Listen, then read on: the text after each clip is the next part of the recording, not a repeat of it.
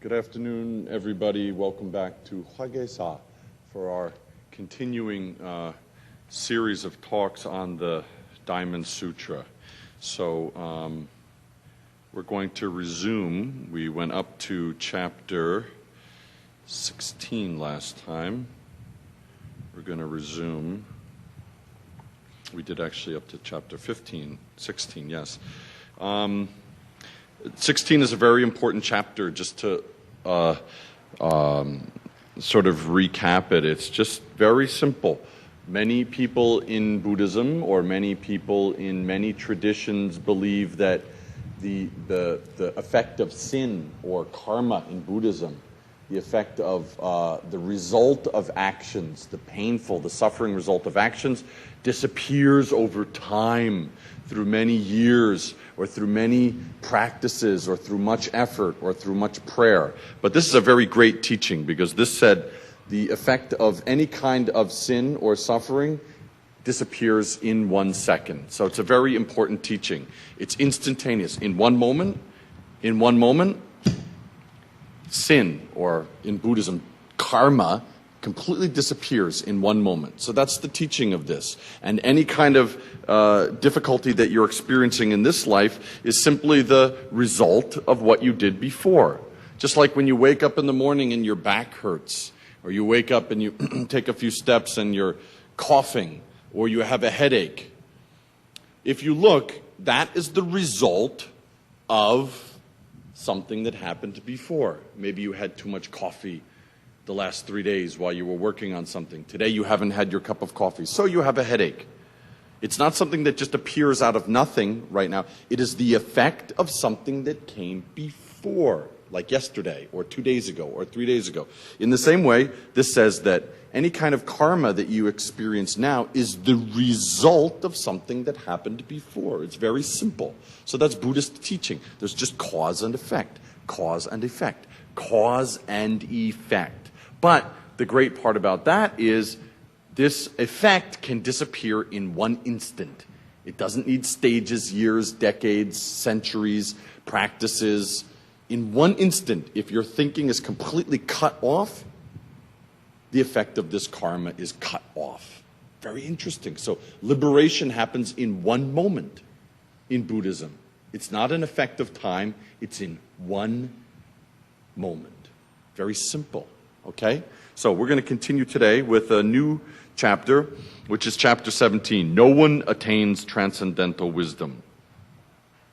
At that time, Subhuti addressed the Buddha, saying, "World-honored one, if good men and good women seek the consummation of incomparable enlightenment, by what criteria should they abide, and how should they control their thoughts?" So actually, it's very interesting. He asked the same question in chapter 2. Subhuti asked the same question, but it's a little bit different this time.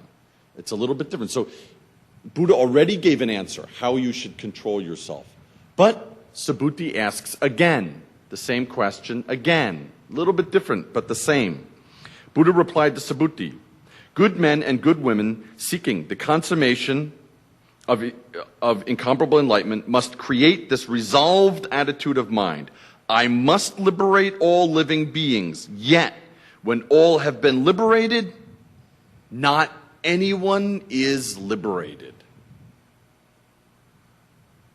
Wherefore, if a bodhisattva cherishes the idea of an ego entity, a personality, a being, or a separated individuality, he is consequently not a bodhisattva, Subhuti.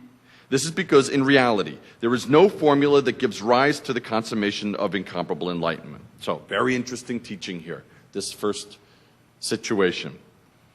The Subhuti asks, very honestly, how do we get enlightenment? How should we lead this life?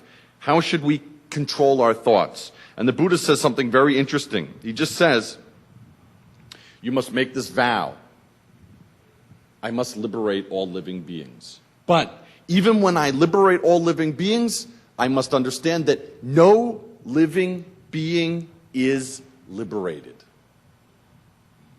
I see some of you going, that's very interesting. You know, when you sit in this position, you can see very clearly how much this teaching makes sense to people, how much it's completely out and seems difficult, because people go, Very interesting, but very true. This is a very true point. So, first of all, the first difference is the Buddha, in the first time Subhuti asks this in chapter 2, the Buddha says, the Buddha liberates, when I have caused them to be liberated, actually none of them have been liberated. Now, in this chapter, he says the Bodhisattva, which is the same thing. The Bodhisattva liberates, but there's no liberation. Very interesting. This is why I said last week, this is a very subversive teaching. Very subversive. So, it's kind of like this.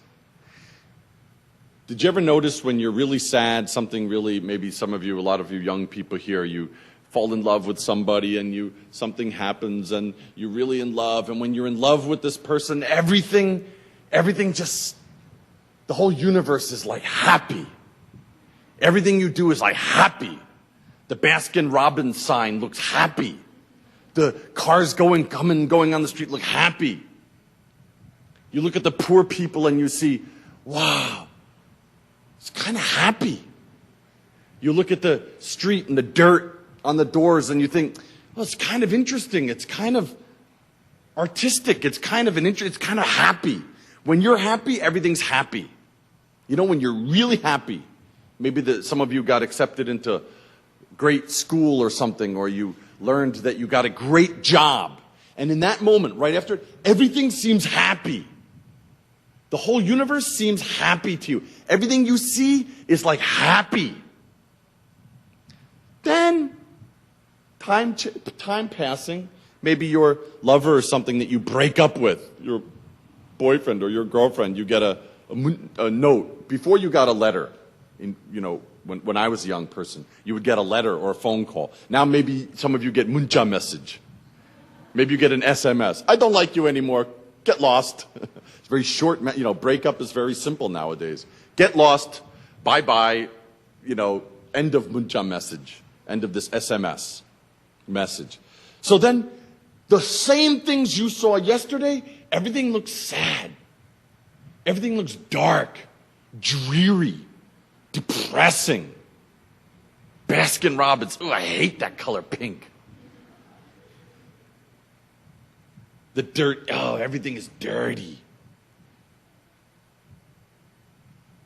You see the poor. Oh, everything is poor and disgusting. So the same things you saw the day before are dirty, disgusting, impure.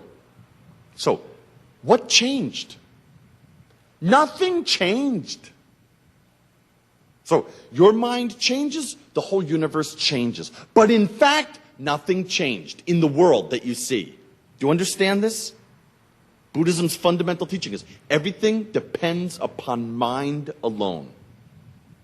Everything is created by mind alone. So another way that we can express this is amazing teaching.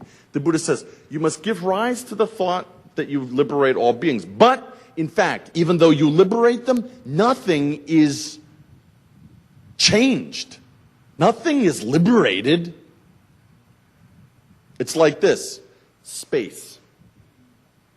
When the sun rises in the sky, this space outside in the courtyard, see this space in the courtyard out there? When the sun rises, when it's rising, come here in the morning. When the sun is rising, that space looks blue. Now it's kind of yellow or white. Then when the sun sets, it becomes dark blue, maybe orange, and then black. But the space never changes. When the sun rises, space seems light. When the sun sets, space seems dark.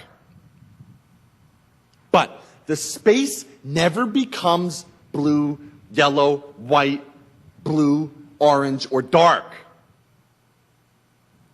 Even though it's changed, it seems changed when light is in it. In fact, the space was never changed by that.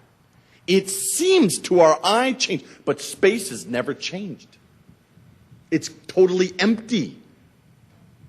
So it's never changed. So same thing, Buddha says, suffering and nirvana. It's the same substance. Sin, if you want to say sin and salvation, it's the same substance. It all depends upon mind. So it all comes back to mind.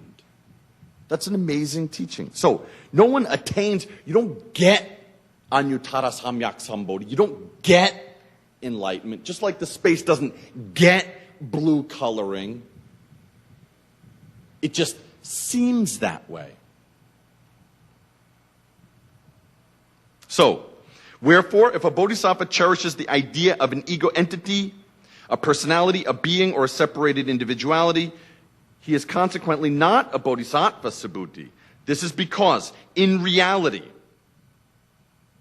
there is no dharma that gives rise to consummation of incomparable enlightenment. Okay? So, there's no path, there's no one way that gives rise to enlightenment.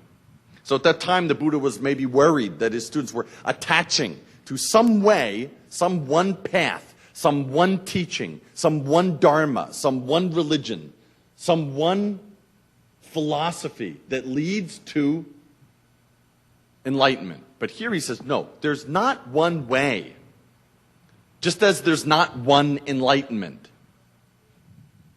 If you see that, then anything is the way. Anything is enlightenment. It's like empty space. It all depends upon mind. Very simple. So, it's a very simple teaching. It's very clear. If you don't understand what this teaching means, look at space. Then you see. It's just like that.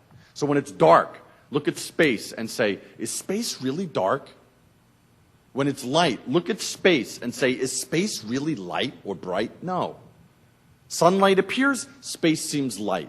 Sunlight disappears, space seems dark. But space actually is never changed by light or dark, sin or nirvana, pure or impure. Very simple. Only thinking makes that. That's all. So Buddha wants to liberate us from that thinking. It's very simple. Subhuti, what do you think? When the Tathagata was with Dipankara Buddha, was there any dharma for the attainment of the consummation of incomparable enlightenment? No, world honored one. As I understand the Buddha's meaning, there was no dharma, there was no teaching by which the Tathagata attained the consummation of incomparable enlightenment. So that just means no one path. There's no one teaching. There's no one way, no one religion by which enlightenment is attained. That's true enlightenment. It's very interesting teaching. So when you see, just see. When you hear, just hear. Smell, just smell. Taste, just taste. That experience, that's not one teaching. That's not one dharma. See, all of your heads, you heard the bird, and you go, the bird goes, there's a bird in the Dharma room, come for this Dharma talk. The bird goes, and some people's heads went, Korean people, American people, French people, Canadian people. That is exactly this teaching. It's not bird, seisori, bird sound, seisori. Those are separate dharmas. Separate teaching. Bird sound, that's English teaching. Seishori, that's Korean teaching. But that dharma, the dharma that did that, that's what this is pointing to. Very interesting. All of you just proved the teaching here. The Buddha said, you are right, Subhuti. Verily, there is no dharma by which the Tathagata attained the consummation of incomparable enlightenment. Subhuti, had there been any such dharma, any such formula, Dipankara Buddha would not have predicted concerning me, in the ages of the future you will come to be called a Buddha called Shakyamuni. But Dipankara Buddha made that prediction concerning me because there is actually no dharma, there's no one dharma, for the attainment of the consummation of incomparable enlightenment.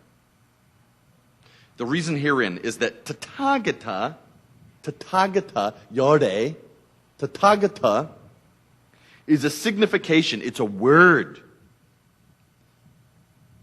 that says Dharma.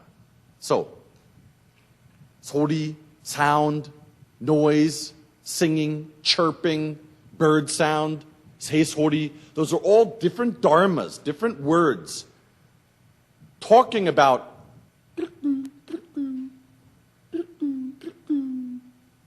when you hear that, that's better than a word, better than a teaching, better than a description. Just your mind and that sound, boom, connecting.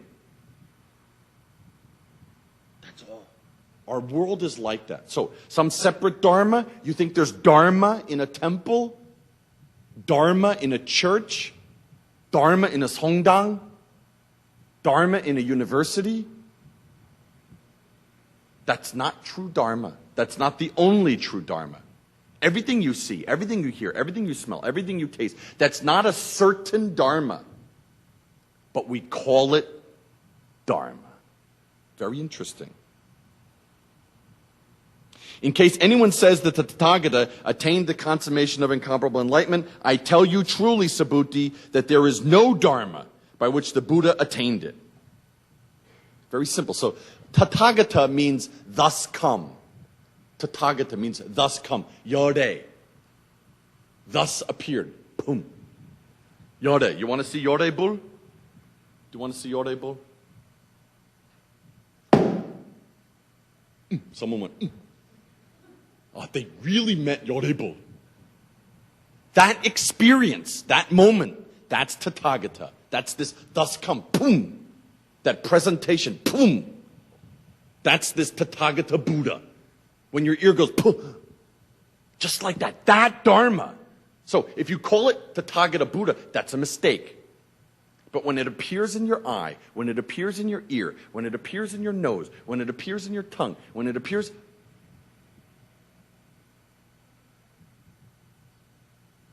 That's better than any speech about it. So he says, can Tathagata, can this appearance, can this experience realize something?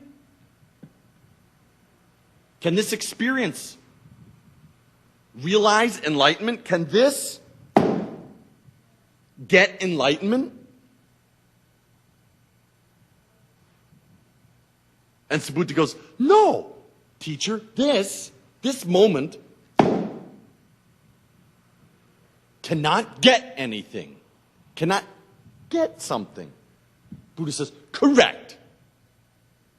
Because is already, even the bird understood that. Very clear. You don't need to understand Buddhism. Just like that bird, just already understands Tathagata. That Bidulki already understands Yorebul. Very simple.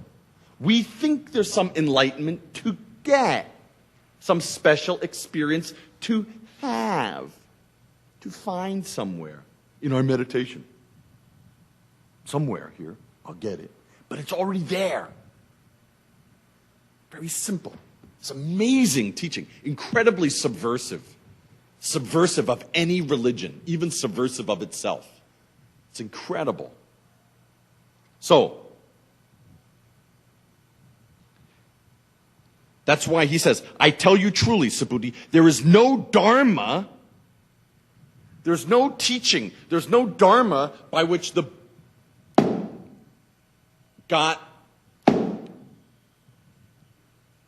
there's no dharma that made that moment realize itself. Is that difficult? If it seems difficult, we'll bring the birds in again. Maybe you'll understand it better. Subhuti, a comparison may be made with the idea of a gigantic human frame. Then Subhuti said, the world-honored one has declared that such is not a great body. A great body is just the name to it. Subhuti, it is the same concerning bodhisattvas. If a bodhisattva announces, I will liberate all living creatures, he is not rightly called a bodhisattva. It's very simple. The bird didn't say, I will experience that. The bird didn't say, I will experience that sound. It just did it. In that moment, the sound, and and become one. That's all. That's why Buddha doesn't talk about Buddha. You know, there's 14 things that the Buddha refused to talk about. 14 subjects that the Buddha always refused to talk about. 8 of those subjects were about the origin of the universe. 8 of them. 2 of those subjects were about the origin of life. The Buddha refused to talk about this. And 4 of those subjects were about the Tathagata. When someone would say, what's the Tathagata? What's Yore? What's this suchness? What is it? Buddha would say.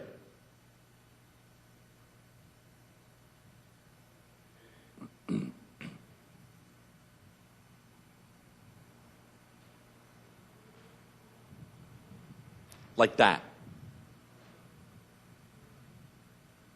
Very interesting, okay? So, to describe it, you can't call that a dharma. Everyone, right now, just with your eyes open, just look in front of you at the floor. Pay attention. Eyes, ears, nose, tongue, body, mind.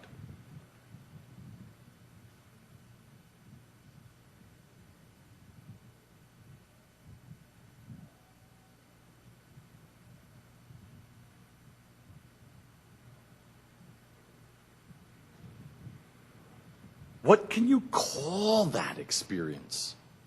What can you call that? What can you say about it? You can't describe it. That's Yore. That's Buddha. That's the experience of that. That's this Tathagata. It's very simple. Okay? Okay. Next chapter, 18. This Diamond Sutra is very clear. Yeah, it's not difficult. It's not simple. It's very clear, though. It's just pointing to this moment. It's amazing. It's the most subversive religious text in history. Next. All modes of mind are really only one mind, are really only mind. Subhuti, what do you think? Does the Tathagata possess the human eye? Does Buddha possess the human eye? Yes, world honored one, he does. Well, do you think that the Tathagata possesses the divine eye? Yes, world honored one, he does. And then the Buddha asks, and do you think that Buddha possesses the prajna eye? Yes, world honored one, he does. And do you think Tathagata possesses the eye of transcendent wisdom? Yes, world honored one, he does. And do you think that the Tathagata possesses the Buddha eye of all-knowing Buddha eye? Yes, world honored one, he does. So, very simple. There's many kinds of eyes. This is kind of like 5 kinds of eyes, but it doesn't matter. This is just about Kwansein Bosal, your perceiving nature. Your perceiving nature. So, does Buddha have a human eye? Does Buddha have a human eye? Does Buddha have a human eye? It's very interesting. If you're Christian, I know many Christian people come to these talks, you can say the same thing. Does God have a human eye? Very easy to answer that. Yeah? You see this? Good. Okay. So, God has a human eye. Buddha has a human eye. You saw that. What color is the Buddha? What color is the Buddha? Louder. What color is the Buddha? What color is the Buddha? Gold. Tired Buddhas. Everyone very tired Buddhas. These Buddhas need lots of coffee, I think. The Buddha is gold. So, we understand that the Buddha has a human eye. Very simple. You can see gold. Next, does he possess the divine eye? That's this like eye that can see form. It's very simple. This is something you get from meditation. You can see a realm of form. Not just that form, but the form of thoughts. The form of thinking. Yes, the Buddha has that. Then, Does it possess the prajna eye? That's the view of emptiness. That's the view of emptiness. Yes, the Buddha can perceive emptiness. Then, does the Buddha possess the eye of transcendent wisdom? That just means knowing how to liberate other people. Knowing how to liberate other people. This is like the bodhisattva view. Yes, a Buddha has that view. The view to liberate other people. Then finally, do you think that the Buddha possesses the Buddha eye of omniscience? That means non-duality. Bul-i. Not two. Not two. That's... Some people went... Yes, the Buddha also has that eye. This is a very simple. That's just the same point. It's the same point. It's the same eye. It's the same perceiving quality. It's the same ability. It's the same one. But if your mind is very clear, it's the same point. If your mind is not clear, following your karma, your thinking, your idea, what happened to you, your anger, your desire, your ignorance, your fear, your worry, your jealousy, your anxiety, then you don't see that this moment, the thing that sees that sound, that bell sound,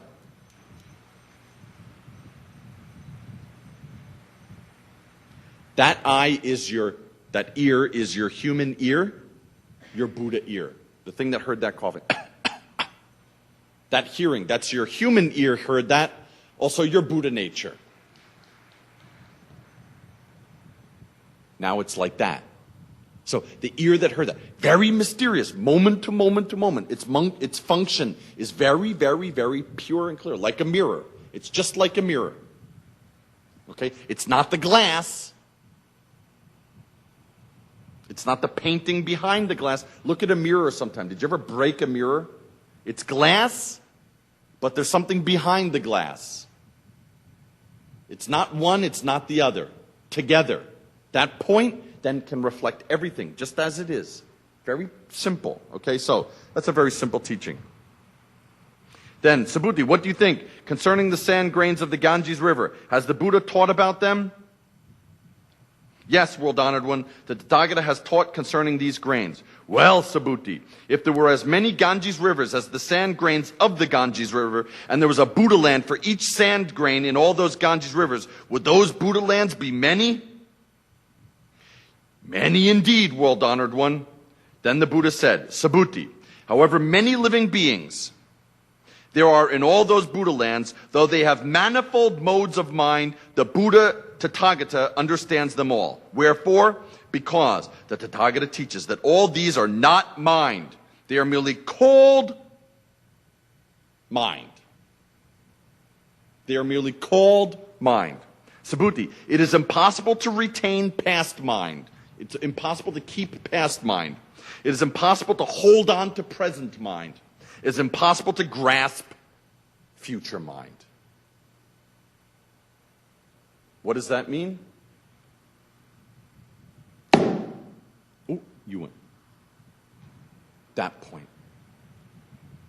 Oh, it seems so difficult. It seems so difficult. It's just pointing to this moment, this formless moment. This is your life. This moment. Seeing, hearing, smelling, tasting, touching. This moment, this experience. You call it mind or consciousness or Buddha or the Absolute or Yode or Tathagata or Christ nature if you're Christian. It doesn't matter what you call it. So, you can't hold past mind. You can't hold present mind. You can't grab future mind. It only happens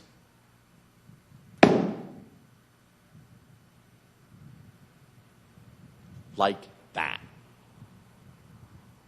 Like this.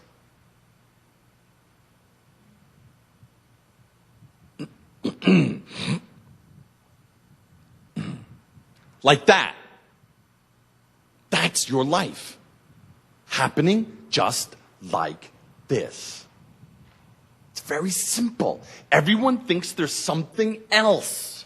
There's some other way. There's some other wisdom. There's some other experience. There's some other enlightenment.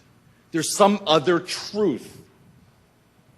There's some other God or Buddha over there, later, tomorrow, when I was a baby and pure in the past. But this is very subversive. It's just pointing to moment. This moment has no time, no space. Live there.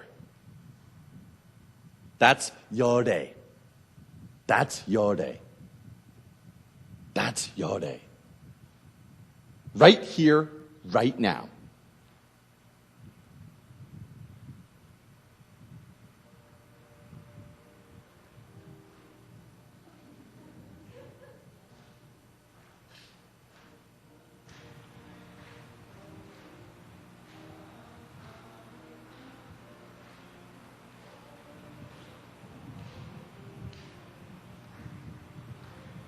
This experience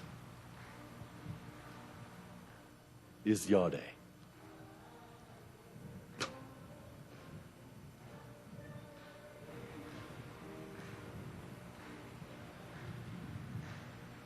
Some of you still look confused.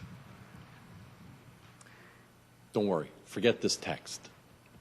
Return to this moment. All this is doing is, this is just like a big stick hitting you, just saying, return to this moment. Moment mind. This moment mind. Not past, not present.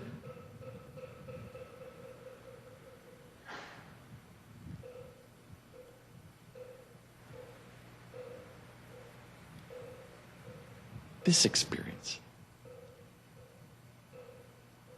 The less you say about it, the better.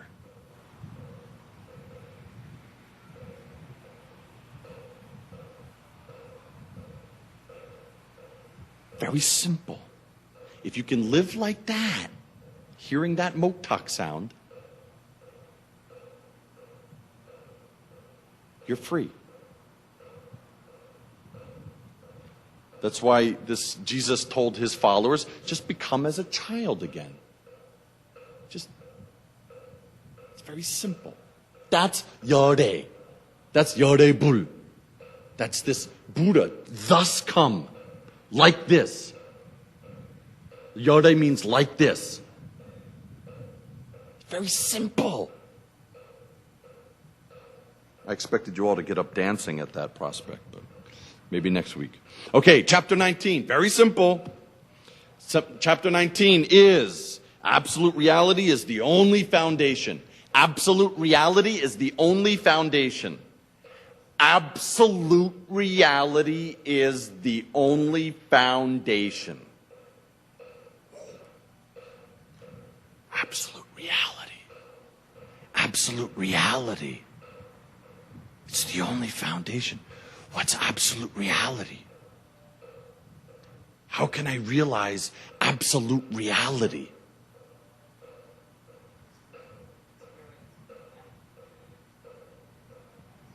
Hear the moktak sound?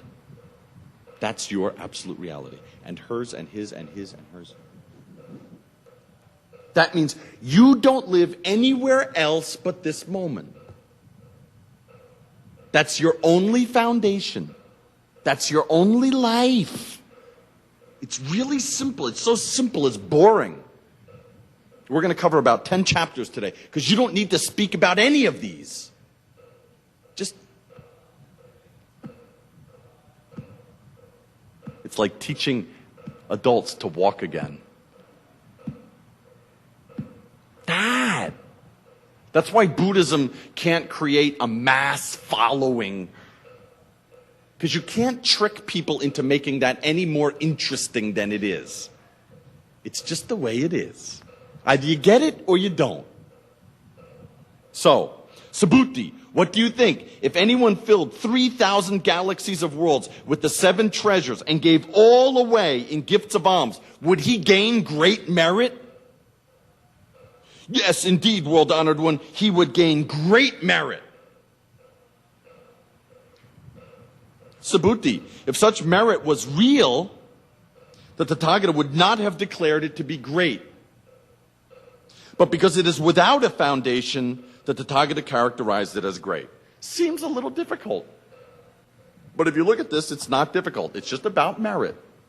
It's about merit. Merit. So, the merit from doing great things, from helping people, from giving charity, from giving food to poor people, from helping sick people, the merit, the cause and effect, the benefit of that is great. It's huge. But it's empty. Still, it's empty. Still, it's empty. Why he says that? Simply because we attach to the merit that we get or don't get. We're always adding. How much did I get? How much did I get from that? How much did I get? I did good thing. How much good thing did I get back? How much?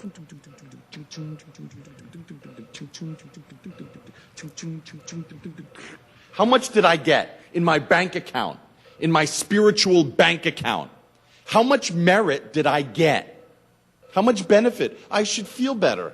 I did all this practice. I did these good things. I should feel better. But this is saying it's empty. Empty doesn't mean gone. It just says it's empty. But because it's empty, it's great. Because it's empty, it is great. That's why it's great. Because if it was a form, it was 1 pound or 2 pounds. You got 2 pounds of merit. You got 20 pounds of merit. You did a good thing. You helped someone. You got 100 pounds of merit. If it had a form, the merit you get, yeah, for giving a donation, which I'm sure after this talk many people will give us donations because we're very poor. If it had a form, a weight, a color, if real merit had a form, you would always be measuring it. Oh, well, he said it's 100 pounds, but this week I gave 10,000, I gave 100,000 won, 10만 won, and I got 100 pounds of merit. But last week I gave 100만 won, but I only got 50 pounds of merit. Why is that different?